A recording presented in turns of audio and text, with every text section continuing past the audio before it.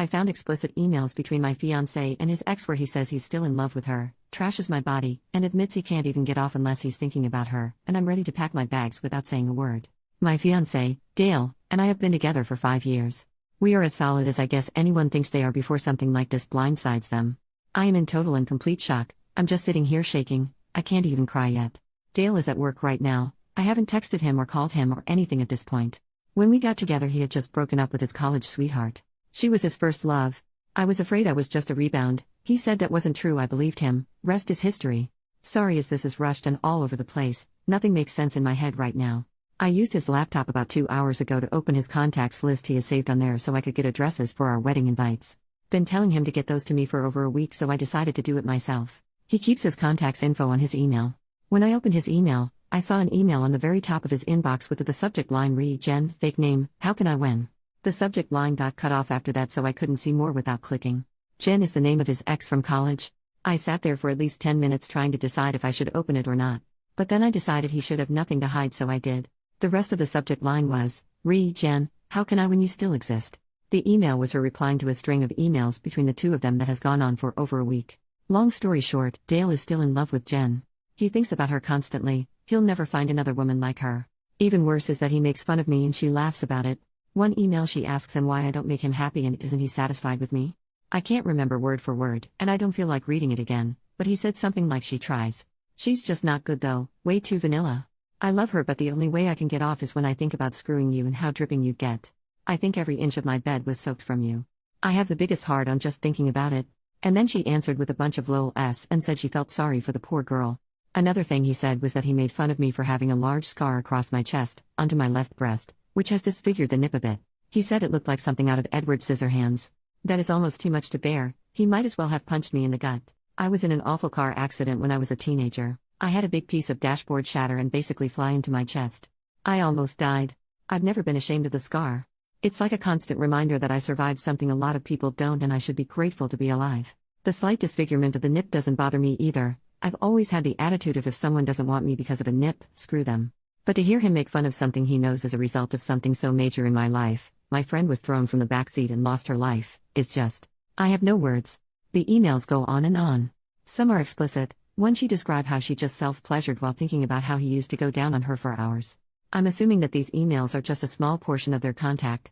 The first email in the thread was Dale talking about how he doesn't think he can marry me and that he thinks about leaving me almost constantly. He said if she lived in this state he'd already have left me. It didn't sound like the first time they'd reconnected, so I'm guessing if I snooped I'd find texts as well. I don't need to snoop further. I've seen all I need to. Obviously I'm not going to stay. Despite what he said about me, I'm pretty great and I know this. He said he misses backdoor. Apparently I'm too vanilla to give it to him. Thing is, I've tried to initiate that as I enjoy it and he told me he wasn't into that. So he lied. Just to cast me in bad light. I'm so freaking mad I just want to throw his crap into a pile and light it on fire. But I won't. Because I don't want to give him the satisfaction of knowing how much he hurt me. I'm not sure why I posted here. It's too fresh to talk to my friends and family. Should I just pack my stuff and leave with no explanation? Just ghost? I've got too much dignity to scream and cry in front of him. I don't know what to do. I don't know if I want comfort or advice or what. I just needed someone to know what happened so I don't feel so alone right now. Update. Hey everyone. First off, thank you for caring so much about my situation. You all have great advice, encouragement, and you help me hold on to the strength I need to make it through this. I still have a lot to get through and I'm hurting so much right now. It comes in waves. Sometimes I feel so empowered and strong, then 10 minutes later I'm crying in a ball and feel like I can't move or do anything. Last night I texted Dale and told him that my best friend, Jake, had gotten into a fight with his boyfriend and I was going to go stay with him so he could vent and have somebody with him. I told Jake what happened and showed him the emails. I took pictures of them on my phone in case I needed them for whatever reason. Jake and his boyfriend Mike, who he had obviously not gotten into a fight with and was there, were infuriated, and we all just sort of cried together for a while. They stayed up with me almost all night helping me figure out my next moves. We all agreed that taking the high road was the best route. We made a list of all the things that were necessary to get out of the apartment. Mike is a property manager for a different apartment complex, so this morning he called my property manager and gave her a very condensed, detail-free version of what was happening. I have always thought it important to get to know your property manager in case you ever have a situation where they can help you out, so she always really liked me. Dale and I have been paying rent on a month-to-month basis for about 3 months because we were starting to look for houses to purchase after we settled down after the wedding. My property manager told Mike that working out getting my name off of the rental agreement wouldn't be a problem and to not worry about the 30-day notice that she typically requires for a tenant moving out. As far as finances go, I make about 70% of our combined income and Dale only covers about 30%. When Jake, Mike, and I were discussing the logistics of me moving out, Mike brought up the point that Dale does not make enough to cover the required 3 times rent and income each month. Meaning he will most likely be given notice to move out if he cannot find a roommate fast. We lived in a 1-bedroom, so I doubt he'll be able to find someone quickly who is willing to sleep on a couch versus having their own bedroom. Especially since I purchased the couch, so there isn't even one there anymore. The thought of this brings me great pleasure, as I'm sure you can imagine. Jake and I each called out of work today and we rented one of those mover pickup trucks. We were pretty organized after making our list, and it only took us a couple of trips to get my stuff out and into Jake and Mike's garage for the time being. Dale texted me a couple of times asking how Jake is and if I'm coming home after work tonight. I told him I'm already home, not exactly a lie, I was there at the time, and then I said Jake was going to be okay and that I just couldn't believe how awful people can be to the people they love. Dale agreed and said that he was glad he had such a good girl like me. It was tempting to say something about how I'm just so vanilla that way. I didn't, I just told him to always remember that, how great I am to him. He said of course he would. That felt pretty satisfying, and I hope he does remember that every day for the rest of his life. Whoever it was that posted about the vanilla ice cream idea, Jake, Mike, and I laughed about that hysterically last night. It was the first thing that made me laugh like that and maybe the only thing for a while, so thank you for that. I didn't end up ruining any of Dale's stuff. I didn't print out the emails and send them to his family/friends. I didn't do anything destructive or spiteful. However, after all my stuff was out, Jake and I made a trip to the grocery store. I took that poster's advice and I bought one of those big plastic tubs of vanilla ice cream. I left it on the counter with a note and my engagement ring. I wrote, I know vanilla isn't your favorite flavor, but this is the only vanilla you'll be eating from now on. XOXO. I mean, I am human. I had to leave him with a little bit of a bang. So here I am. Staying with Mike and Jake for a while. Finding an apartment will be no issue for me. I'm comfortable financially on my own with a stable job. I have to deal with the deposits I put down for the venues for both the wedding and the reception. I can't right now, I'm too much of a mess emotionally. I will by the week's end though, as I know I can't put it off any longer if there's any hope at all of getting refunded. I had already booked our honeymoon, but I did pay the extra for insurance if the trip needed to be cancelled. I honestly don't really know what exactly the insurance covers. I'll have to look into it. Whether or not I can get a refund for Dale's ticket, I will be going on my first trip out of the country on my own and I am happy about this. It's one bright thing to look forward to through this whole mess. I will sell my wedding dress, which was a low-cut dress by the way, and showed my scar off as much as a wedding dress can. I guess Dale would have found that gross. Or maybe I'll burn it. Burning it sounds kind of fun because I've been holding back so much on not being destructive in a time where I would have found great, albeit temporary, pleasure in burning everything Dale has ever owned. Burning my dress is something I can do privately that will still be satisfying. I can scream and cry and throw rocks at it, pour lighter fluid all over it, watch it burn, and then cook a s'more over it. Because I love s'mores, so why not? I am walking away from Dale with my head held high. The best revenge is to walk away as dignified as possible and to not sink to his level. I was close with his family, but I'm not going to worry about what he tells them. I am positive it won't be the truth. There is no way he's got the balls and decency to tell them what he did. But I know what he did, he knows what he did, and all the people who truly love me and who I am close with will know what he did. That's all that really matters. Though it's nice to have those emails just in case Dale tries to take things too far or something. I'm going to be okay.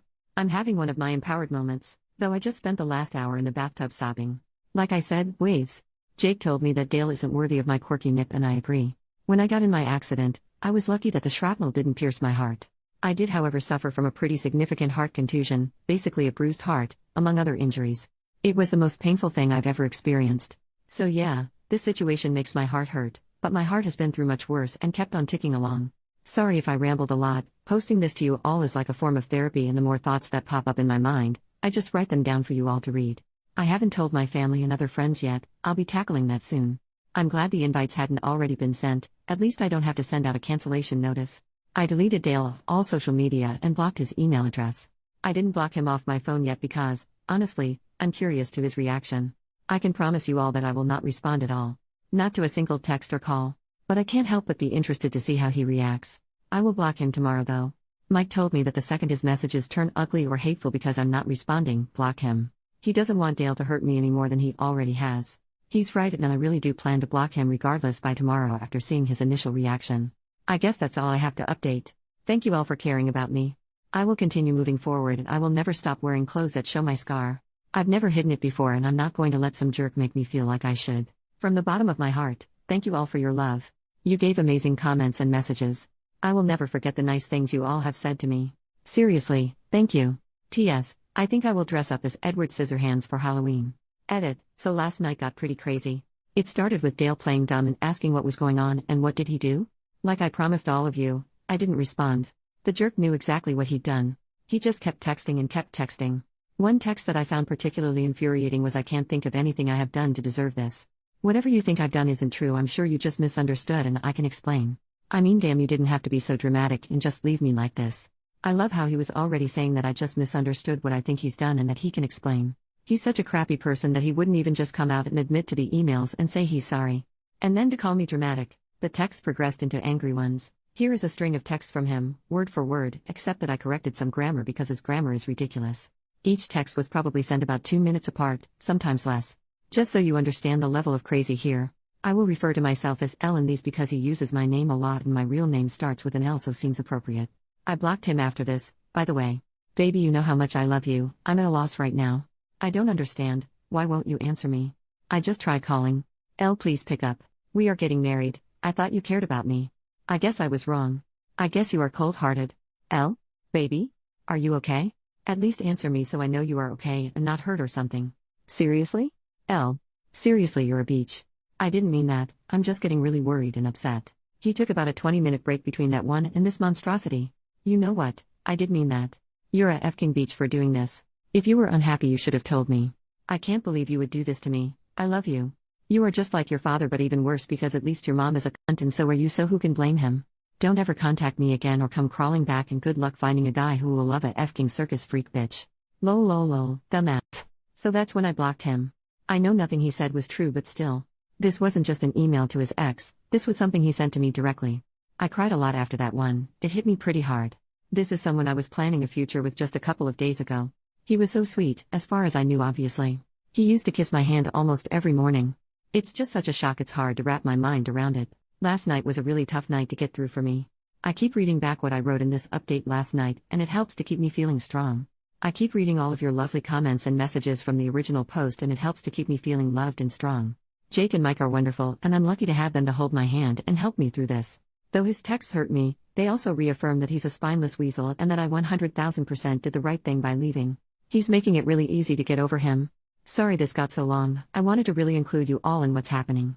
Thanks for checking in on me and caring about what happens to me. Love to you all. Little update. I had a lot of people PM me asking if there were any signs that Dale was a jerk so they know what kind of red flags to look out for. Honestly, no. I wish I could say yes to that so I could potentially prevent others from going through what I did or something similar. He was very attentive and loving. He never once made fun of my appearance. To my face, he seemed to appreciate my ambition and independence. I never felt controlled or criticized for being a financially stable, educated woman. I had a therapist after I lost my friend in the accident. My father had also walked out earlier that year, so we were discussing this and how I hadn't seen it coming. My therapist told me that people can make you see whatever they want you to see, but that they can't keep up the facade forever. Things almost always come to a head eventually. The only thing you can do is be secure enough with yourself to understand that the faults of others has nothing to do with you. Just make sure you surround yourself with enough good people that you can afford to lose one or two along the way. I suppose that would be my advice on the matter. Love people openly and let yourself be loved, but always keep hold of yourself and make sure you have yourself covered should someone let you down along the way. As far as the dress goes, I believe I will take the advice of many of you and donate it to flood victims. It is a beautiful gown. I think what I will burn instead is my reception dress. I've got to burn something. Second update. Hey Reddit. I am doing great. I haven't spoken to Dale since our split, though he did show up at Jake and Mike's place twice and they had to basically shoo him away, and he would send flowers and cards to Jake and Mike's place for me for close to 3 months before giving up. I have no idea what is happening in his life these days, which is a wonderful thing. I ended up going on my honeymoon alone and it was fabulous. I went to Spain and had such incredible experiences. And the food. You all, it was wonderful. About 5 months ago I bought a home. My very first home. Just a small little starter home, and it's not much, but it's mine and I love it. I've also done a fair share of traveling. Mostly by myself because there is something just empowering and magical about traveling by yourself. Quiet moments alone, just taking in amazing sights and experiences. Though I've also traveled with Jake to Canada, which was a very fun trip, and had a Vegas trip with 5 other friends. As far as my romantic life, I'm having fun. I'm staying single, and I would like to stay single for a while. Unless I meet someone who just sweeps me off my feet. I have met some men during my travels and around the city that seem to have no problem with my circus freak scar though. So that's about it. I am forever grateful to how much you all rallied around me and lifted me up during a very low time. It meant and still means so much. You are all wonderful, kind people. Even when I logged on to this account today for the first time in months, I still had people messaging me words of encouragement as little as 2 weeks ago. That is, not to sound corny, sort of magical. That complete stranger shows such compassion. Thanks for being rad, Reddit.